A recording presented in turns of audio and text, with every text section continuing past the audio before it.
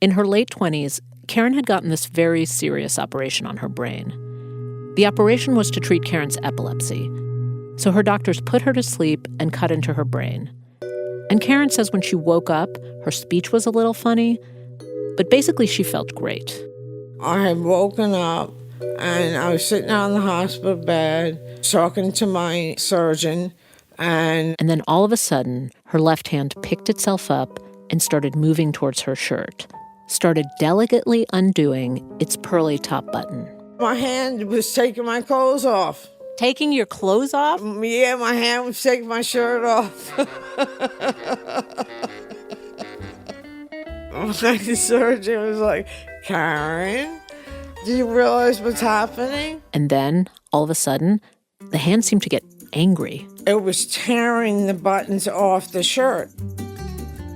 Karen kept telling it to stop. Knock it off, knock it off, knock it off. Her surgeon was screaming at her to control it. Try to make it stop. I said, I can't. I won't stop it. And then I started to cry. I just didn't know what to do. When Karen went home from the hospital, the hand, this new hand with a mind of its own, went with her. A lot of the time, the hand was okay. But it would also get really upset with her.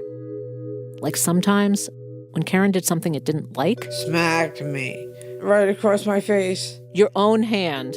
Her problem, the doctors explained, was alien hand syndrome. See, to cure her epilepsy, they'd had to sever the two halves of her brain. So, without her corpus callosum, her right hand seemed to be getting directions primarily from her left hemisphere, and her left hand, this new alien hand, seemed to be getting directions primarily from her right hemisphere.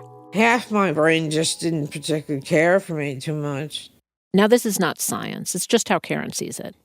She says she thinks her hand wants her to be more moral. Take, for example, what her alien hand does when she tries to smoke. When I go to light a cigarette, the hand will either put the cigarette out or flip the ashes around. And though she's learned to live with it, she's in her 50s now.